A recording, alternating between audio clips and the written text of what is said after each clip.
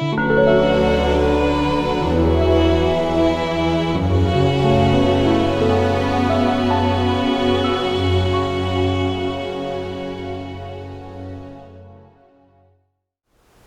been talking about the 8 consciousnesses, and we already have covered the 5 perceptive consciousnesses, the eyes, ears, the nose, the tongue, the body, and then we also have studied the cognitive, the 6th consciousness, which includes the various functions of the cognitive process, including recollection, interpretation, intellectualization of the perception.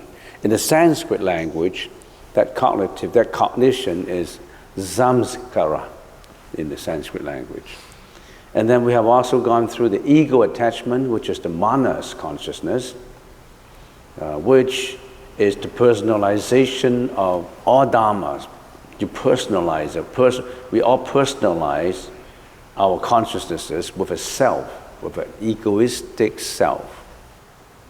And now we have to start with the store consciousness, which is the final 8th consciousness, the alaya consciousness,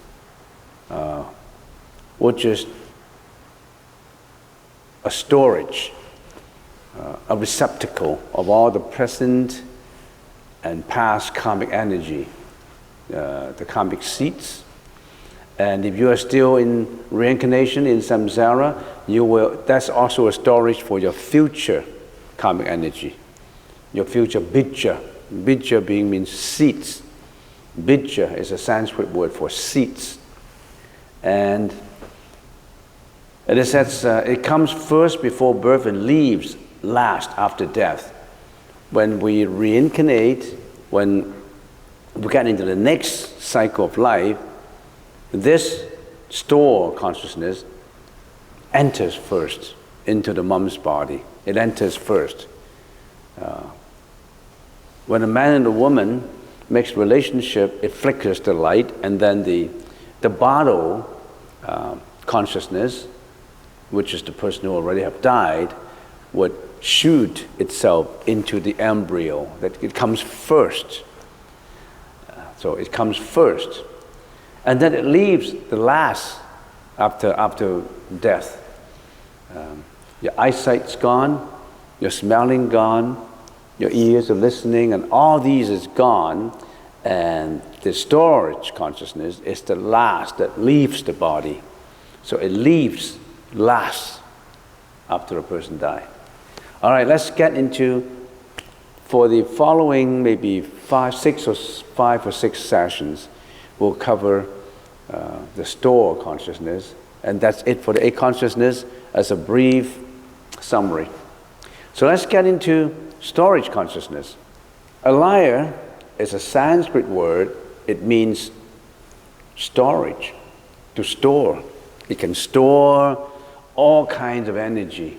It's like an immeasurable, it can store an immeasurable quantity. So to speak, if we use the metaphor of a quantity, it stores all our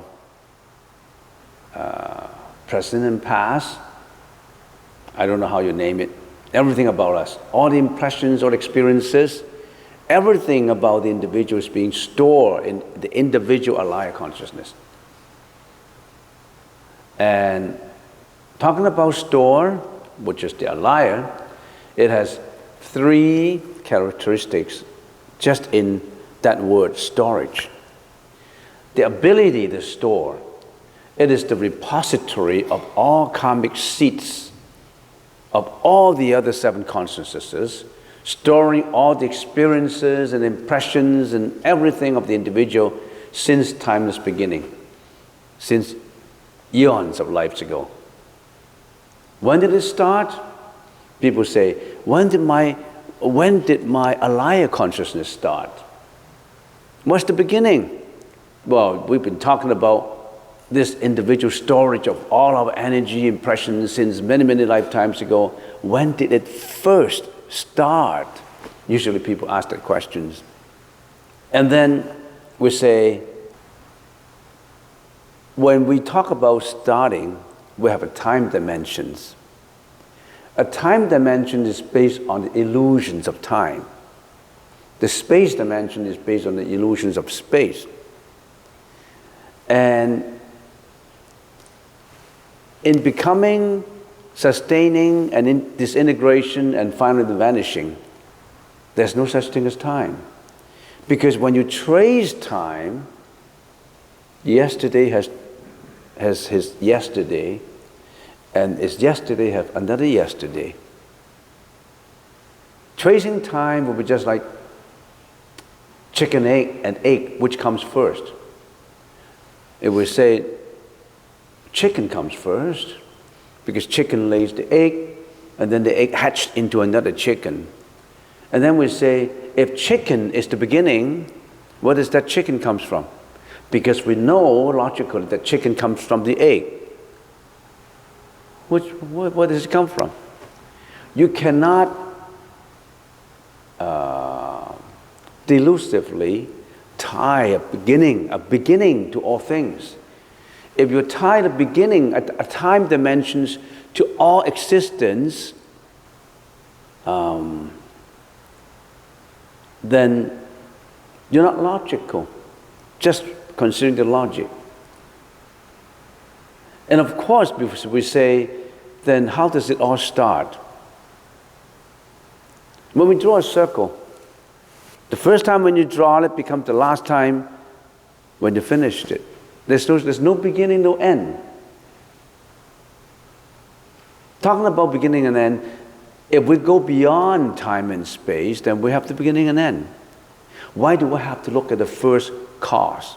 The first cause that you're looking for, you never get a satisfactory answer. Because if there's a first cause, then you're contradicting yourself. If there's a first cause, that means that first cause comes out of no causality. It's just a break out, like a black hole. If there's a first cause, then all this universal truth about causality, cause and effect, doesn't stand. So don't look for a first cause as a timeless beginning. We habitually think about there must be a beginning, but there must be an end. But remember, we impose a time frame on everything. We impose a time frame on everything. And this time frame is just an illusion. This time frame is changeability. This time frame is not fixed. You're talking about today is the 13th. It's the 13th of January in Canada. And right now it's 10:45. But in China, it's not. It's the 14th. So you're talking about, and in Africa, it's not the same time. So if you delineate a time by fixing a dimension to it, then you're erroneously putting an illusion on time. And you argue that this is January 13, 4:45, and that's a universal truth. And then the guy from Africa calls up, no, this is not 13, this is 14th. And then if we can communicate with a higher level of existence in the Arupa Dhatu, they say, your time of 500 years is just equivalent to us 1 day and 1 night. So the changeability is the universal truth. Only if we can transcend the illusion of time can we be able to realize the truth, the universal truth. Only can we transcend life and death can we realize nirvana. But who can transcend life and death? Only for those who are enlightened. Only for those who are out of life and death.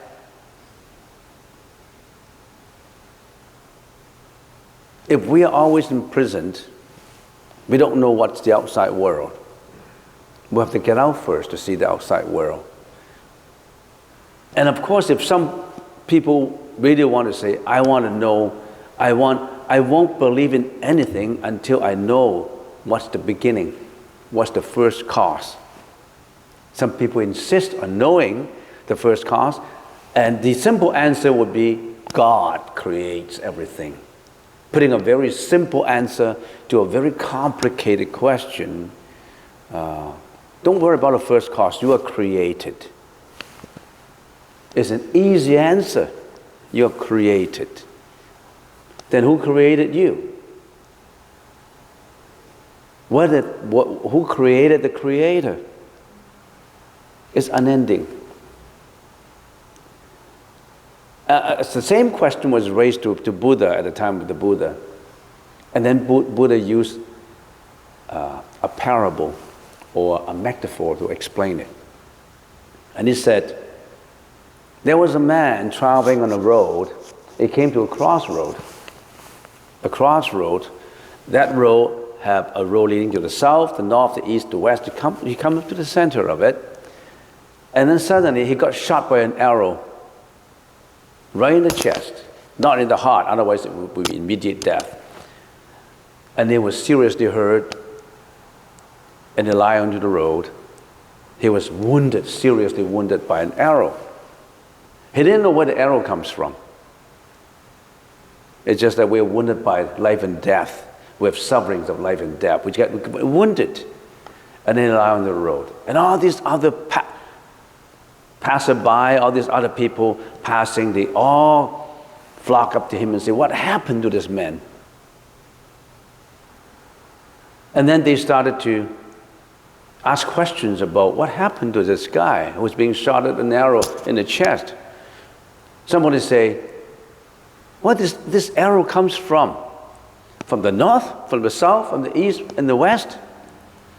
And then another person said, who shot that arrow? And then another person said, what is this arrow made up of? Stone, metal, feather? What's the material that make up of the arrow? And then how did that man came to the intersection in the first place? They asked a lot of questions about time, about what happened to this man. The whys and whys and whys, which never get an answer. Because if they try to find the answer, yes, maybe they can find some part of the answers to it. But if they continue to struggle about questions of where does this come from, why, when, how, all these things, it would be too late. And then one intelligent guy said, hey, don't ask these questions right now. Rush him to the hospital. Rush him to the hospital and get him healed. That's the most immediate thing what we have to do. If you keep on asking questions, that man is going to die. So the intelligent question is, get healed. Get healed first. The intelligent question is, get out of life and death first. Get out of suffering first. Get out of mental afflictions first. Get out of all this samsara first. That's what the Buddha meant. Because our intelligence level is not up to a point that we can transcend time dimension. Get the man to the hospital and get him healed. Give him the medicine. Get out the poison. Don't worry about what kind of poison, what kind of arrow, where did the arrow come from, all these first causes, all these previous causes. The man is already dead. So the Buddha said, let's prescribe medicine to save. Let's rush him to a place where he can get rest. Let's pull out the arrow and not worry about where the arrow comes from.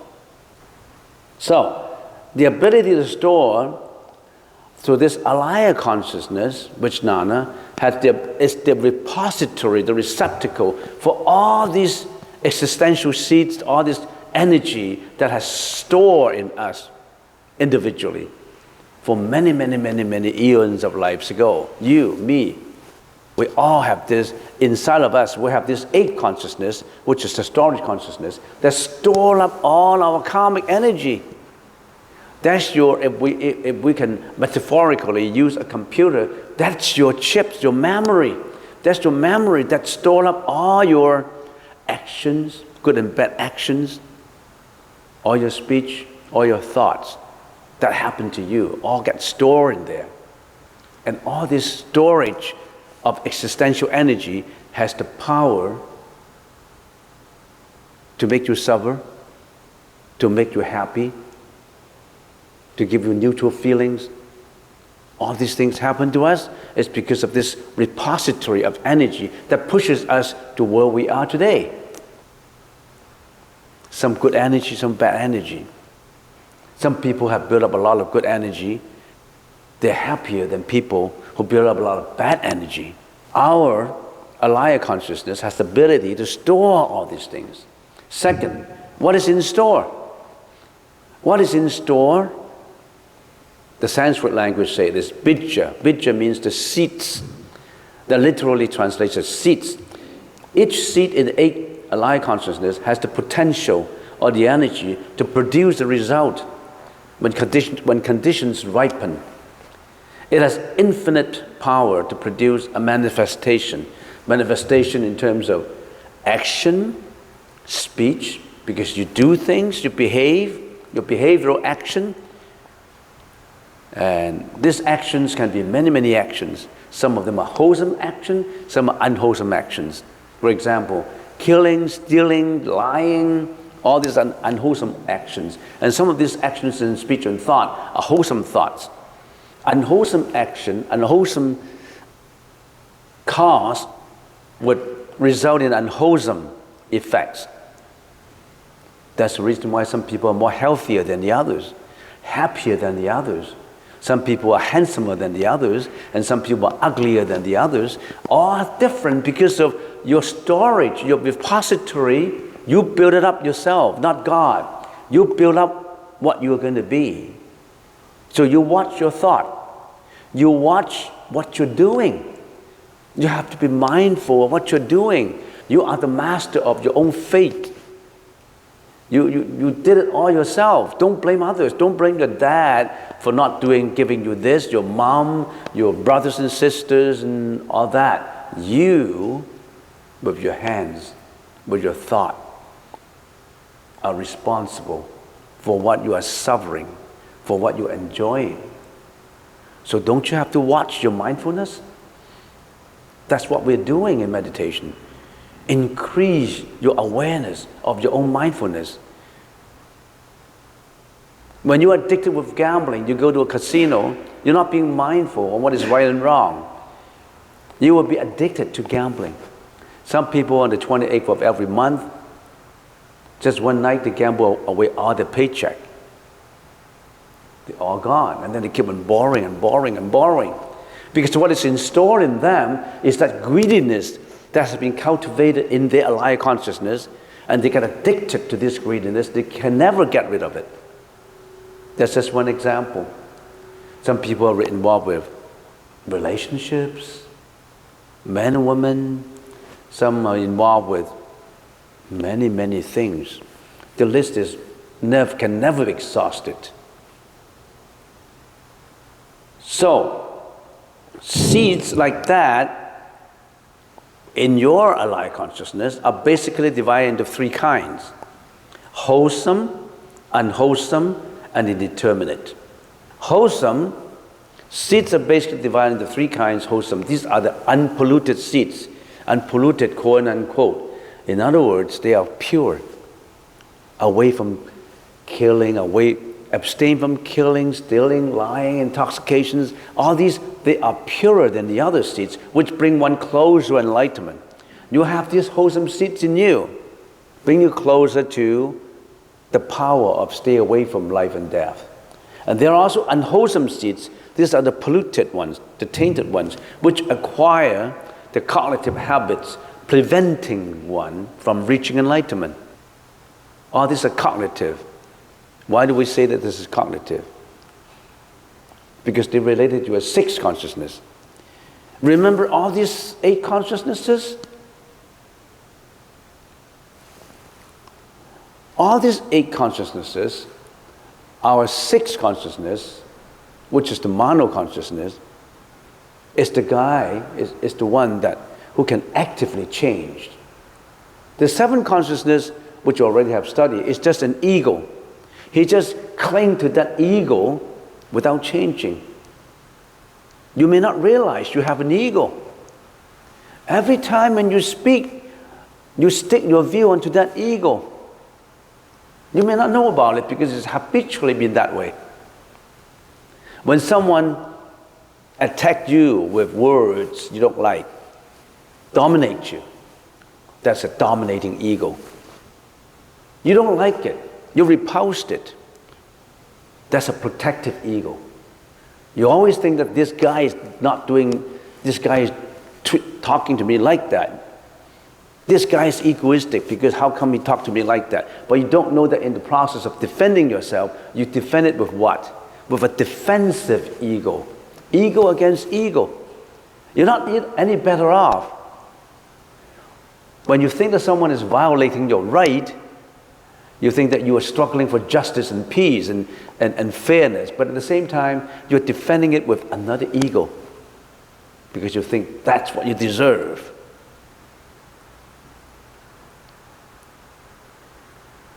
So unwholesome, and also there is another classification of the seeds of the energy that's stored in us, indeterminate. That's a neutral feeling.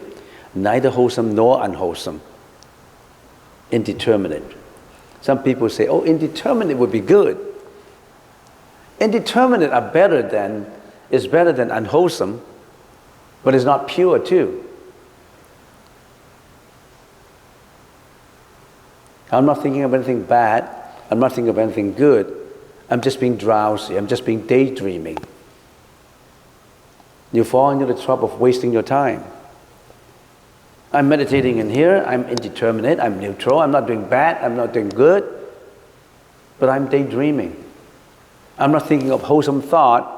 I'm not thinking of unwholesome thought. But I'm wasting my time. And that is not, at the same time, a polluted. But this pollution is not as bad as the unwholesome pollution. I'm only right now explaining the word a liar. It contains a lot of meaning in it. The ability to store, 能藏. What is in store? 所藏. The third, 执藏. The individual self attaches to the whole storage of seeds. From this repository arise all of our impressions and experiences of self, of ego, and their respective functions in the external world. That means this receptacle or repository of energy is not just there for nothing. It's being bound by your egoistic self. Who bind all these things together? Who is the in charge for binding all these feelings, all these seeds together? It's your ego, yourself. Each individual has his or her own storehouse storing and deploying karmic seeds. You store it, sometimes you use it, you deploy it, you employ it, you deploy it, of which he or she remains largely unaware. You may not be aware that you have an ego. You're not aware. When the time you're aware that you have an ego and you should watch out, you are one step closer to the path of enlightenment. If every time you become very angry or very greedy, you say, oh, I shouldn't. It's my ego that drives me to be angry. It's my ego, habitual ego, that drives me to take intoxication. It's my ego that drives me to go to gambling in the casino. It's my ego that drives me to strike up one-night stands with many other people. I don't know. Many possibilities. When you know that, you should take one step back and look at yourself. That's already called an initial contemplation. You are one step closer to the path of enlightenment because you watch your own ego. We're not aware that we have an ego. If the liar is imagined, if we can imagine the liar as a vast ocean, then the seven other consciousnesses are waves on its surface. All the 7 consciousnesses are not separate from the 8, nor do they disturb the stillness of its depth, as all 8 are essentially one. Imagine an ocean. That ocean is like a repository of your alaya consciousness. The ocean is still, for example. And then the waves of greediness, the waves of anger, the waves of jealousy, the waves of anxiety, the wave of depression blows the ocean. And then the waves come up. What are these waves? These waves are the 7 consciousnesses. The eyes, the ears, the nose, the tongue, the body, the ego consciousness, all these waves come up. We suffer because of these waves coming up in us. All these waves, things that, each one of them thinks that they have an individuality. I'm a wave. I'm the wave of anger. I'm a wave. I'm a wave of greediness. I'm a wave.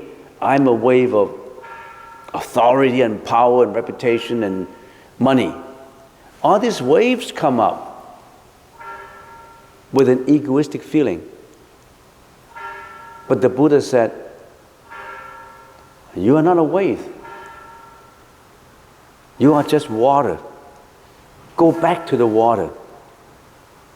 All the waves are just water. You don't recognize your water.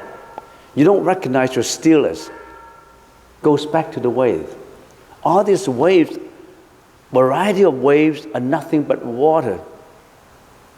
You are water. You don't recognize it. You are that nirvana. You are that enlightenment. But you don't recognize your nature of water. You just recognize your nature of waves.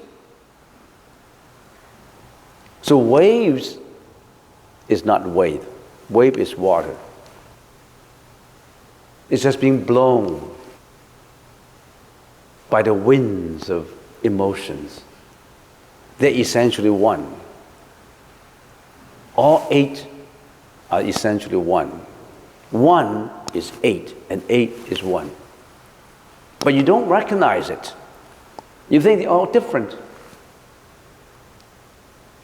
And maybe I should point out to you one very important saying that the Buddha said.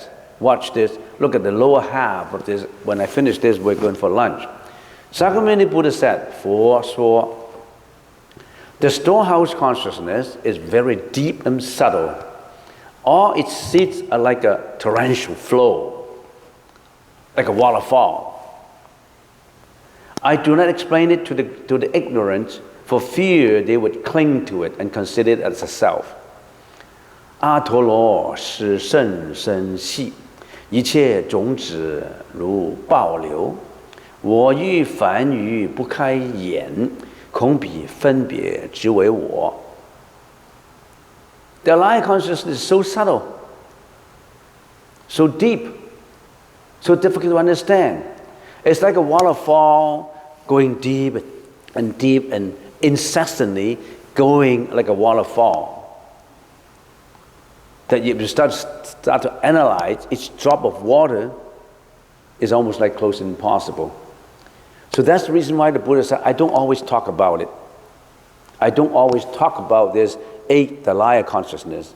Because if I talk about it, then all those who listen to it, if they're not intelligent enough, they will think that this is self, this is me, this is my identity.